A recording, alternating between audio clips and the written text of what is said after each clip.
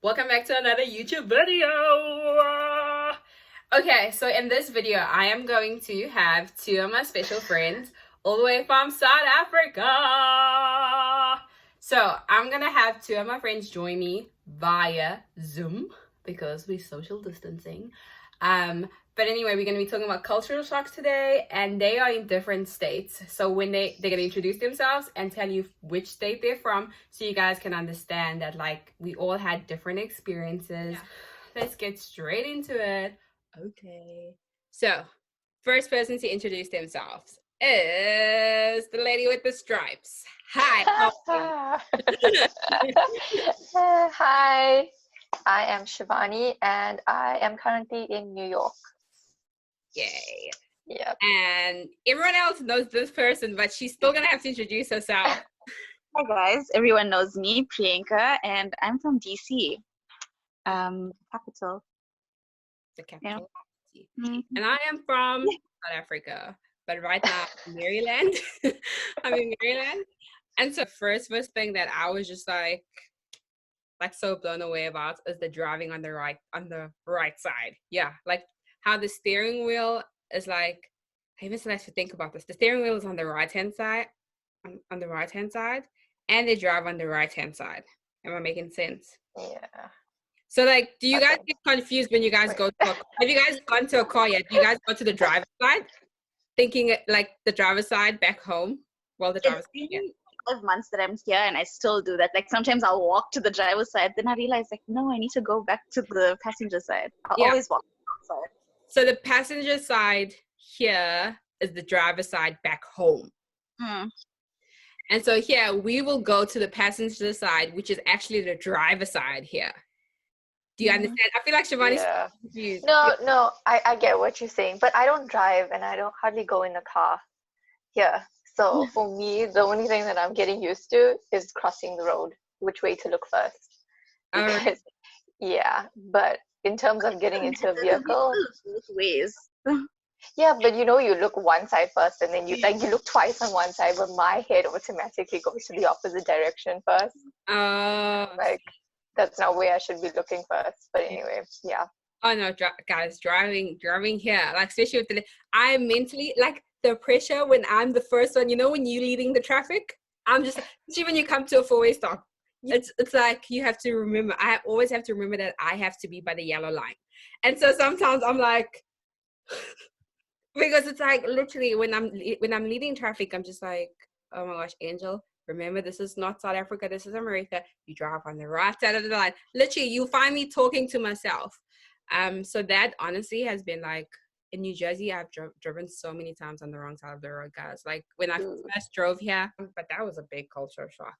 The next thing, guys, I want to find out this from you two guys. The self-service.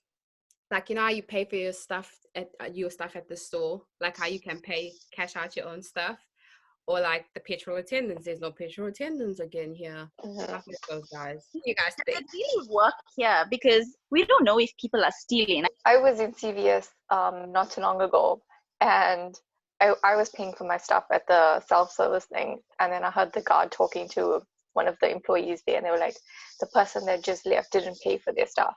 I think the card had declined and they just walked out with the stuff. Like, so there are people that don't pay for their stuff. At first I was like, man, this is boss. Like, yes. But then I don't want to be scanning my stuff all the time. Imagine if you like back home they buy monthly groceries. What happens there? You scanning your 10 kg rice. Like, imagine that. You know, like when it's grunt day, you scanning stuff. Imagine. Nah, fam. Like that for me was just like the self-service, is next level. I'm like, everything is self-service. I just want to be served sometimes. Next thing is, let's put Priyanka, let me ask you, because in New York, they never said this to me. When you pay with your card, do you put your PIN or you just swipe and walk away? Just swipe. It depends. Like sometimes swipe and walk away and sometimes PIN. But I get so nervous when it's just the swipe and walk away because I'm like, someone can just steal my card and they can use it. No one's going to know it's a stolen card. Yeah. And you, Shivani, swipe and walk away? Yeah, that happens. It just depends on where you're going, but it's happened. That freaks me out, the swiping and walking away. Like that for me was like, no. The other thing that was a massive culture shock, was when you pay and something says $5 and you get to the till and it's like $5.50 or $6.25. Like, I was like, guys, this is a ripoff. It says $5 by the shelf, and then they add the tax, and it's like extra. Do you guys think I we should don't get that. Like, why don't they just add the tax onto it? Like, why do you have to add the tax when you get to the till? Yeah. So for us back home, for people that don't know, in South Africa, you just pay, like if it's $5 on the shelf, for example, it'll be $5 at the till. You just pay $5 and you walk away. Done. In America, they want to have $5 plus the tax. So if something's $5, when you get to the till, it's like what, $5.50 or like $6. And so you're like, if you only came with $5, you stuffed because you can't get the thing. Yeah. The next thing, you guys, I don't know if you guys have heard this, like you can turn on right. Oh yes, I've heard about that. Yeah. Like, Wait, I didn't hear what you said. I'm sorry. Turn on right. Oh, yeah. Yeah. So it's when you're driving and if you come to a stop and let's say the robots are red. If the robots are red, you can still turn if you're turning right.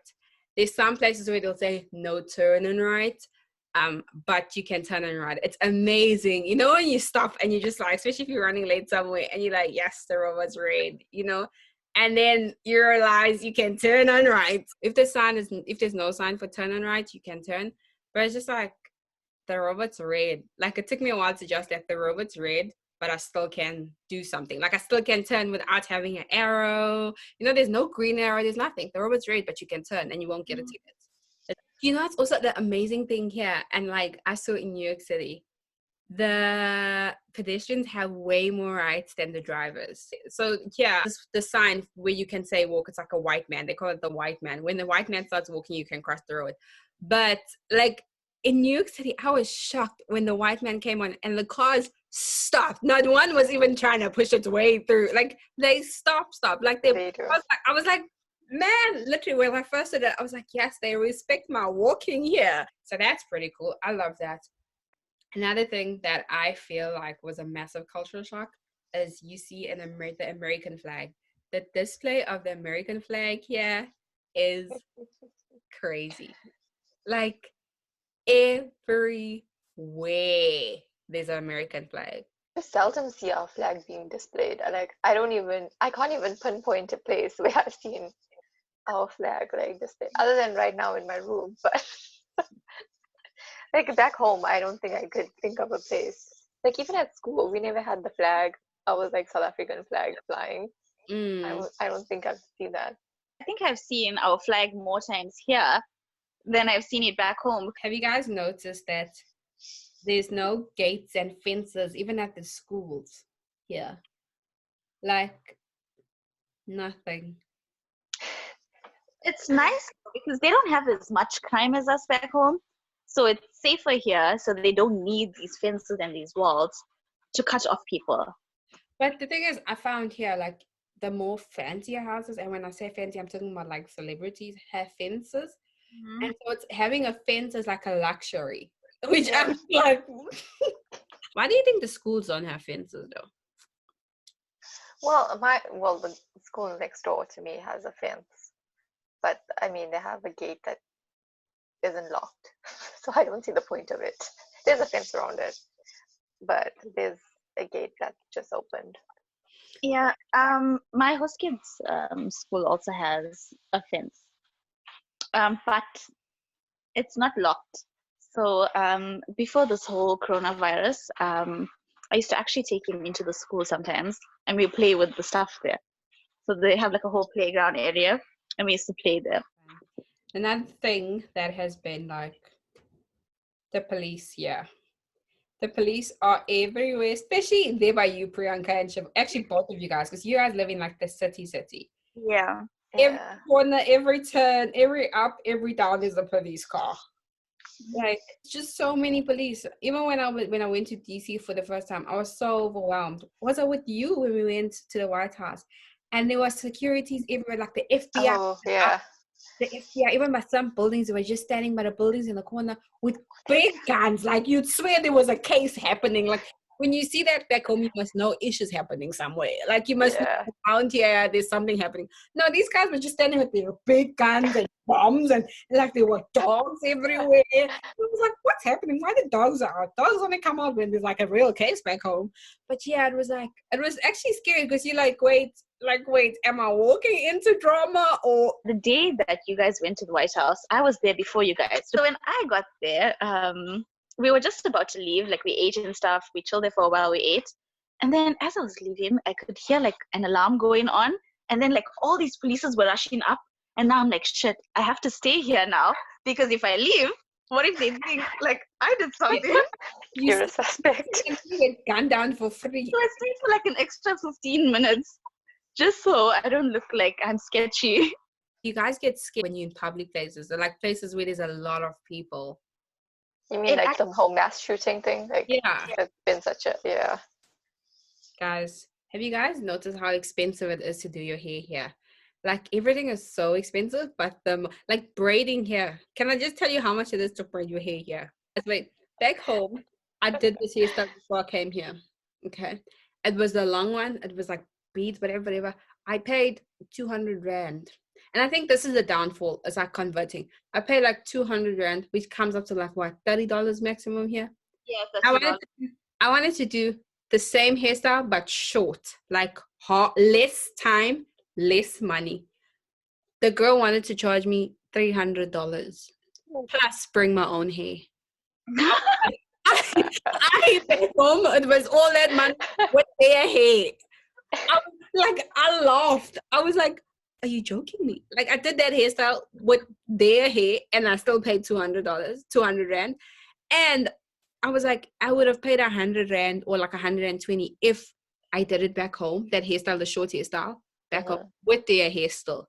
I was like, guys, it's so expensive braiding your hair. But even to do your nails is pretty expensive here. Yeah. I don't know about where you guys are at, but here it is quite expensive to do nails and stuff. And the first time I went to do my nails and I got like a pedicure with like gel polish, and I paid like $40 for it, and I was like, oh my God. Just a pedicure. I didn't even do like a manicure, and I was like, $40. Yeah. Just to convert that, what is that, like maybe almost 700 rand?